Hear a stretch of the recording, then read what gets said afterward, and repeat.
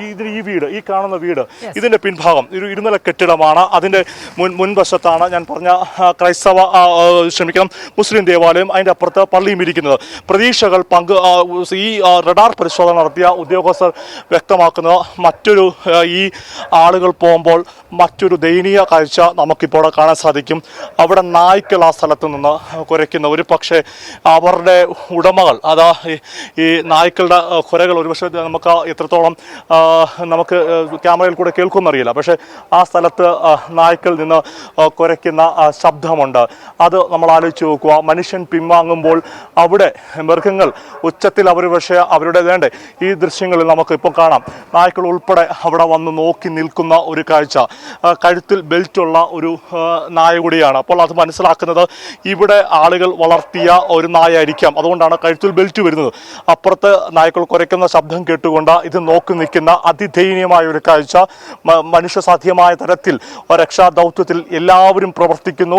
അതിലൊരു സംശയവുമില്ല. അത്രത്തോളം ജീവൻ പണയം വെച്ച് പ്രവർത്തിക്കുന്നു മനുഷ്യർ. നമ്മൾ അവിടെ നിന്ന് കാലാവസ്ഥ മുന്നറിയിപ്പിൻ്റെയൊക്കെ പശ്ചാത്തലത്തിൽ സുരക്ഷാ സൈന്യത്തിൻ്റെയൊക്കെ നിർദ്ദേശപ്രകാരം അവിടുന്ന് തിരച്ചിൽ അവസാനിപ്പിക്കുമെന്ന വാക്കുപയോഗിക്കുന്നത് തെറ്റാണ്.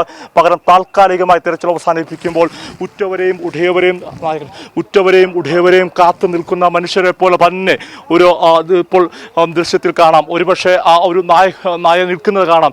നമുക്ക് അവരുടെ സ്നേഹം, ആ കാര്യം കൂടി നമുക്ക് ഈ സമയം പറയാതിരിക്കാൻ പറ്റില്ല. അത് ആ സ്ഥലത്ത് അതും തിരയുന്നത് അതിനെ സ്നേഹിച്ചവരെ ആയിരിക്കാം, അതും നോക്കുന്നത് അത് തന്നെയായിരിക്കാം. അതിൻ്റെ കഴുത്തിൽ ആ ബെൽറ്റ് കാണുമ്പോൾ തന്നെ അറിയാം ഇവിടെ ആരോ ഒരാൾ വളർത്തിയ ഒരു നായായിരിക്കാം. ഇപ്പോൾ അവരെവിടെയെന്ന് അതും നമ്മളെപ്പോലെ തന്നെ അതീവ സങ്കടത്തോടെ തിരയുന്ന ഒരു ഇതായിരിക്കാം. മനുഷ്യർ പിൻവാങ്ങുമ്പോൾ അവർക്ക് അവരുടെ തിരച്ചിൽ അവസാനിപ്പിക്കാൻ സാധ്യമല്ല. അവർക്ക് അത് ഇവിടം വിട്ടു പോകാൻ സാധ്യമല്ല. അതുകൊണ്ടായിരിക്കാം ഒരു പക്ഷേ അതീവ ദയനീയതയോടെ ആ നായ ഇപ്പോൾ നമുക്ക് ആ ദൃശ്യങ്ങളിൽ കാണാൻ സാധിക്കും. അത് തിരച്ചിൽ നടത്തുന്നത് ഏറെ ദുഃഖത്തോടെ. അവർക്കും വിഷമമുണ്ട്. അതാണ് അവർ തിരച്ചിൽ നടത്തുന്നത്. ഞാൻ സൂചിപ്പിച്ചു വന്ന ഈ സ്ഥലം വളരെ എടുത്തു പറയേണ്ടതാണ്. ഒരു പള്ളി, മുസ്ലിം പള്ളി, അപ്പുറത്ത് ക്രൈസ്തവ പള്ളി, അതിൻ്റെ തൊട്ടടുത്ത് ഇത്രയും ആളുകൾ, 12ഓളം കുടുംബങ്ങൾ ഉണ്ടായിരുന്നിരിക്കാം. ഈ നിൽക്കുന്ന സ്ഥലത്ത് തന്നെയായിരുന്നു ബസ് സ്റ്റോപ്പ് എന്ന് പറയുന്നു.